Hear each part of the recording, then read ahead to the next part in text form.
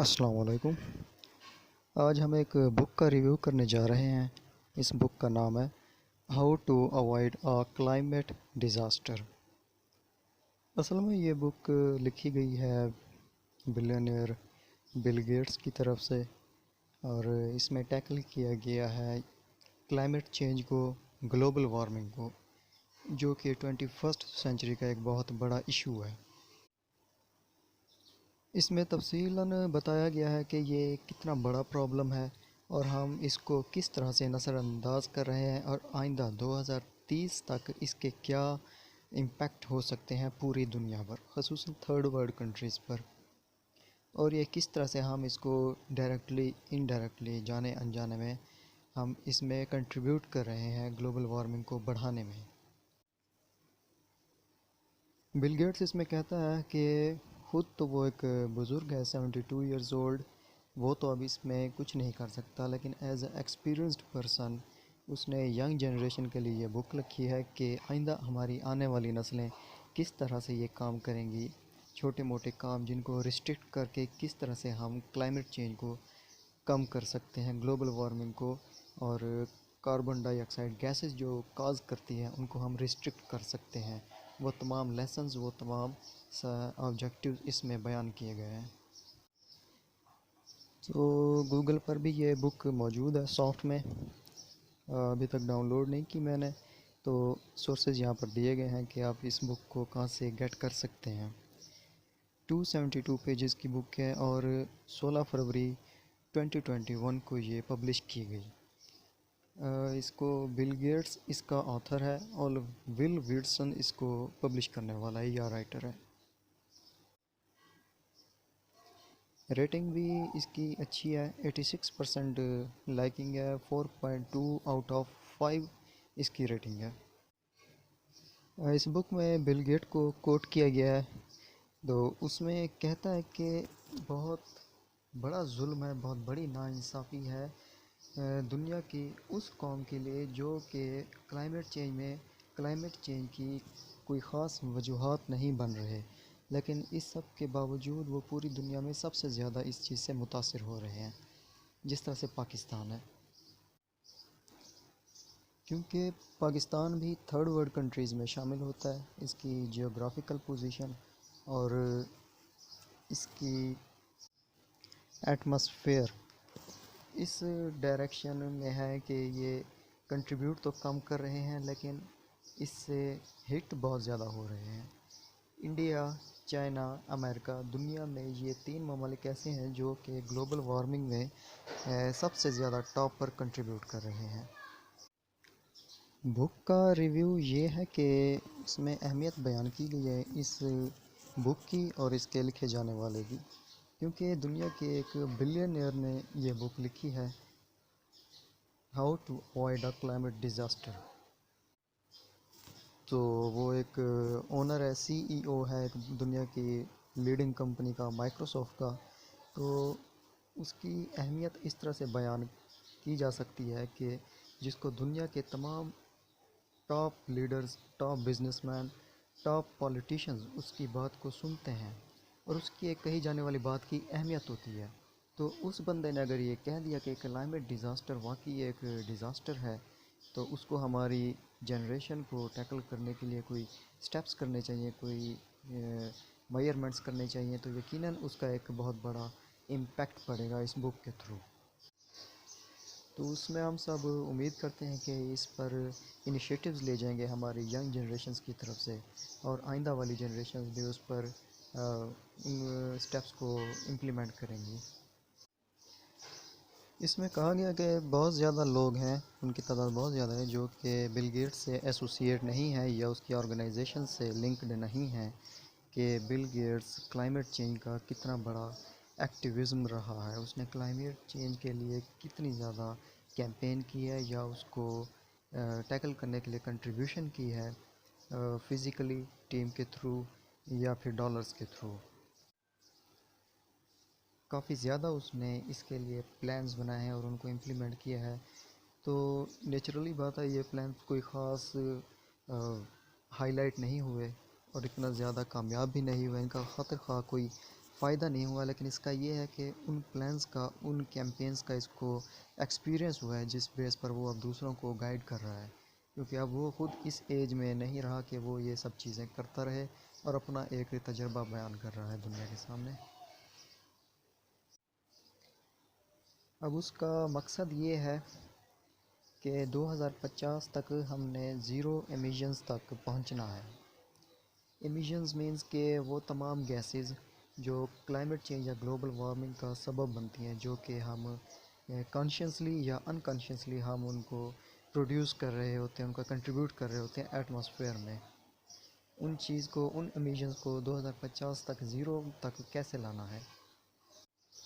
اس کے لیے کچھ ایریاز بتائے گئے ہیں اور ان کی آؤٹ لائنز دی گئی ہیں، جو آبجیکٹیوز ہیں جن پر کام کرنا ہے، جن پر ہم نے فوکس کرنا ہے، تاکہ ہم زیرو امیشنز تک پہنچ سکیں۔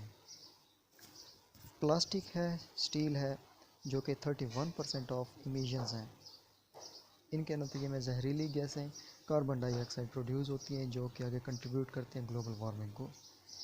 اور پلگنگ ان الیکٹریسٹی جو کہ 27% ہے، اس چیز میں وہ تمام آپ کے الیکٹرک بلب آتے ہیں، الیکٹرک سپلائیز آتی ہیں، جو کہ کاربن ڈائی آکسائڈ پروڈیوس کرتی ہیں یا جن کی لائٹ ہارمفل ہوتی ہے، جس طرح پہلے وقت میں 2090s یا 2000s میں کچھ یلو ٹائپ کے بلب تھے جو بہت زیادہ ہیٹ پیدا کرتے تھے، 100 واٹ کا، 150 200 واٹ کا، وہ بلب بہت زیادہ کنٹریبیوٹ کر رہے تھے گلوبل وارمنگ میں۔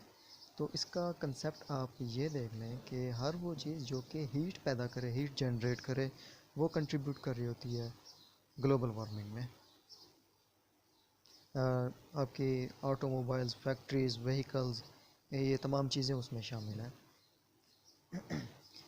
ان سب چیزوں کو کنورٹ کرنے کے لیے، اس انرجی کی طرف لے جانے کے لیے جو کہ گرین انرجی جس کو کہتے ہیں، آہستہ آہستہ جس طرح سے گاڑیوں کو شفٹ کیا گیا ہے اور شفٹ کیا جا رہا ہے۔ شروع میں گاڑیاں ڈیزل پہ چلتی تھی، بہت زیادہ کاربن ڈائی آکسائڈ پیدا کرتی تھی، پھر ان کو پیٹرول پر لایا گیا تو ان کی وہ کاربن ڈائی آکسائڈ بہت زیادہ کم ہوئی، اور اس کے بعد گاڑیوں کو سی این جی پر شفٹ کیا گیا اور زیادہ کم ہوئی، تو اب الیکٹریسٹی اور پھر شاید ہو سکتا ہے کہ پانی پر بھی لایا جائے ان گاڑیوں کو۔ اچھا، ہر وہ چیزیں جو ہم فوڈ پرپز کے لیے، کھانے پینے کے لیے اگاتے ہیں، وہ بھی 19% ایمیشن کاز کرتی ہیں۔ وہ کیسے؟ جب آپ گرین جنگلات کو کاٹتے ہیں، کوئی درخت ہو، پودا ہو یا گھاس ہو، تو نیچرلی سی بات ہے، جنہوں نے بایولوجی پڑھی ہے انہوں نے کاربن ڈائی آکسائڈ کیپچر کی ہوتی ہے۔ کاربن ڈائی آکسائڈ ایک میجر پارٹ ہے گلوبل وارمنگ میں کنٹریبیوشن کا۔ انہوں نے وہ کیپچر کی ہوتی ہے، جب ان کے آپ گھاس کو، ان کے تنوں کو کاٹتے ہیں تو وہ کیپچرڈ کاربن ڈائی آکسائڈ ایک دم سے ریلیز ہوتی ہے ایٹماسفیئر میں، اور وہ ایٹماسفیئر میں جا کر بہت زیادہ ایک بلک کی صورت میں کاربن ڈائی آکسائڈ اکٹھی ہو جاتی ہے، جو کہ کنٹریبیوٹ کرتی ہے۔ کاربن ڈائی آکسائڈ وہ گیس ہے جو ہیٹ کو کیپچر کرنے کا باعث بنتے ہیں، اور جب ہیٹ کیپچر ہو جاتی ہے اس گیس میں، نیچے میں مطلب کہ ایٹماسفیئر پر کاربن ڈائی آکسائڈ ہوگی اور اس سے گزر آتی ہے سورج کی ریز، ہیٹ، تو یہ ارتھ کا ٹیمپریچر رائز کر دیتی ہے، ارتھ کا ٹیمپریچر ہیٹ بڑھا دیتی ہے، ہیٹ کیپچر ہو جاتی ہے، دراصل یہ اس کو واپس ایمٹ نہیں ہونے دیتی ایٹماسفیئر سے اوپر، ہیٹ آ تو جاتی ہے لیکن اس کا ایمیجن نہیں ہو سکتا، جس کی وجہ سے ارتھ کا ٹیمپریچر بڑھ جاتا ہے۔ اس کے نتیجے میں آپ کی گرمیاں بہت زیادہ شدید ہو جاتی ہیں، گلیشیئرز آپ کے کم ہو رہے ہیں، گلیشیئرز کم ہو رہے ہیں تو یقیناً پینے کا پانی بھی اس کا لیول کم ہوتا جا رہا ہے۔ ایسے علاقے ہیں جہاں پر پینے کا پانی ڈرامیٹکلی کنڈیشن سے کم ہوا ہے، بلوچستان کے اور سندھ کے علاقے، جن میں کراچی بھی شامل ہے، اور کراچی وہ علاقہ ہے جو دنیا کے گرم ترین علاقوں میں اس کا شمار ہوتا ہے۔ ٹرانسپورٹیشن کا ذکر ہم آلریڈی کر چکے ہیں، گاڑیوں کا، جو کہ 16% آف ایمیشنز کاز کرتے ہیں۔ یہ تمام آبجیکٹیوز ہیں جن کو ہم نے کرنا ہے، ان کو ہم نے امپروو کرنا ہے اپنی لائف میں۔ پانچویں آؤٹ لائن ہے کیپنگ وارم اینڈ کول۔ یہ 7% ہے ایمیشن کا۔ اٹ مینز جب آپ سردیوں میں ایئر کنڈیشن یوز کرتے ہیں، یا سردیوں میں آپ ہیٹر یوز کرتے ہیں اور گرمیوں میں آپ ایئر کنڈیشن یوز کرتے ہیں، تو اس بھی کلورو فلورو کاربن پروڈیوس کرتے ہیں کمپریسر اور ہیٹرز میں جو آپ کی گیس کو کیپچر کرنے کے لیے کوئی سسٹمز ہوگا، راڈز ہوتے ہیں، ہیٹ راڈز بہت زیادہ ہیٹ خارج کر رہے ہوتے ہیں. کمپریسرز اور ہیٹ راڈز یہ کنٹریبیوٹ کر رہے ہوتے ہیں 7% ایمیشن میں. سو اس میں ہمارے یہ آبجیکٹیوز ہیں 3 جن کو ہم نے کرنا ہے. اس میں پریورٹی پہ الیکٹریکل ریکوائرمنٹس کو ہم نے اپنا ایسا بنا لینا ہے کہ ان سے زیرو ایمیشنز ہوں. ہم نے گرین انرجی یوز کرنی ہے جس میں سولر انرجی ہے. اس سے اس طرح کی گیسز کاربن ڈائی آکسائڈ یا کلورو فلورو کاربن پیدا نہیں ہوتی جو کہ ماحول کو گرم کرنے کا سبب بنے. سولر انرجی اس کا سولوشن ہو گیا. ونڈ انرجی بھی اس کا بہت اچھا سولوشن ہے. اور واٹر تو آلریڈی اس سے آپ ڈیمز ہیں اس سے انرجی لے رہے ہیں. اور اس کے ساتھ ہی نیوکلیر انرجی اس پر کام ہو رہا ہے. فیول نیوکلیر اور کول انرجی یہ بہت ایکسپینسو سورسز ہیں اور ان کے جلنے سے یہ جو ریسورسز ہیں ان کے جب آپ ان کو جلاتے ہیں تو بہت زیادہ ان کے بائی پروڈکٹس پیدا ہوتے ہیں اور جس چیز کا بائی پروڈکٹ بنے اس کے نقصانات ہوتے ہیں. ٹرانسپورٹیشن کو ہم نے بہتر کرنا ہے. سائیکلنگ کو ہم نے پروموٹ کرنا ہے. سائیکلنگ یا پھر اس طرح کی ٹرانسپورٹیشن لائی جائے جو کہ فیول وہ والا یوز نہ کریں جس سے پولیوشن پیدا ہوئے. جس طرح سے بسز ڈیزل پہ چلتی ہیں، ڈیزل بہت زیادہ کاربن ڈائی آکسائڈ خارج کرتا ہے. اور اس کے علاوہ ہم نے اپنے رہن سہن کا طریقہ چینج کرنا ہے. گرمیوں اور سردیوں میں ہم نے وہ چیزیں استعمال کرنی ہیں جو کہ ماحول کو آلودہ نہ کریں. Chloro fluoro carbon free instrument use کرنے چاہیے، ایئر کنڈیشن یوز کرنے چاہیے. اور اس کے علاوہ ہیٹرز، لائٹ ہیٹرز آپ استعمال کریں جو سولر انرجی پر یوز ہوتے ہوں یا پھر کم مقدار میں الیکٹریسٹی پر چلتے ہوں. کوئلے کا استعمال بالکل ختم کر دینا چاہیے. آتھر کہتا ہے کہ آپ کو بل گیٹس کی بات سن لینی چاہیے کیونکہ وہ آپ لوگوں سے زیادہ سمارٹ ہے. دیکھتے ہیں کتنا سمارٹ ہے. سو بل گیٹس کہتا ہے کہ اگر آپ کہتے ہیں کہ ایٹامک بام نیوکلیر بہت زیادہ خطرناک ہے جو کہ ڈیزاسٹرز پیدا کرتا ہے فوسل فیول سے، تو آپ کو یہ پتہ ہونا چاہیے اگر آپ کمپیئر کریں ڈیتھ ریٹس کا تو nuclear is still much less deadly than fossil fuels. Fossil fuels کے نتیجے میں مرنے والوں کی تعداد بہت زیادہ ہے ایز کمپیئر ٹو نیوکلیر. اس کی یہ بات یقیناً آپ کو سمجھ نہیں آئی ہوگی، کنفیوزنگ ہوگی کیونکہ لوگوں کے ذہن میں آ رہا ہوگا ایٹم بام تو آپ نے ورلڈ وار 2 میں یوز کیا تھا جس کے نتیجے میں لاکھوں لوگ مارے گئے تھے. ہیروشیما ناگاساکی اور اس کے اوپر چرنوبل نیوکلیر کرائسس ہوا تھا، اس میں بھی 90,000 کے قریب لوگ مارے گئے تھے. سو کیسے ہو سکتا ہے کہ فوسل فیول سے یا الیکٹریسٹی سے لوگ زیادہ مرتے ہوں؟ اس میں یہ ہے کہ وہ ایک ہی دفعہ مرے ہیں ہسٹری میں، جب بھی مرے ہیں ایٹم بم یوز ہوا ہے یا اس کا ڈیزاسٹر ہوا ہے، اس کی ریڈیشنز نکلی ہیں تب مرے ہیں. اور فوسل فیولز سے ڈیلی بیسس پر گرمیوں میں لوگ مر رہے ہیں جو کہ گلوبل وارمنگ یا بایولوجیکل چینجز ان کے باڈی میں کریٹ کر رہا ہے. Skin cancers, I weakness, different type of sickness. ماحولیاتی تبدیلیاں آپ کو ڈائریکٹ تو نہیں مار رہی. ایسا تو نہیں ہوتا کہ ایک ہی تعداد میں گرمیاں شروع ہو جائیں اور گرمی لگنے کی وجہ سے لوگ بہت زیادہ مر جائیں. ان کے سلو امپیکٹ ہیں. پانی کم ہو رہا ہے، فصلیں کم ہو رہی ہیں، ایگریکلچر پروڈکشن کم ہو رہی ہے، اس کے نتیجے میں لوگ قحط سے مر رہے ہیں، بھوک سے مر رہے ہیں، پانی گندا ہونے کی وجہ سے مر رہے ہیں. ڈائریکٹلی تو نہیں مر رہے، پانی پیتے ہیں، سلو پروسیس ہے، بیماریاں جنم لیتی ہیں، ٹی بی، ٹائیفائڈ ایٹسٹرا.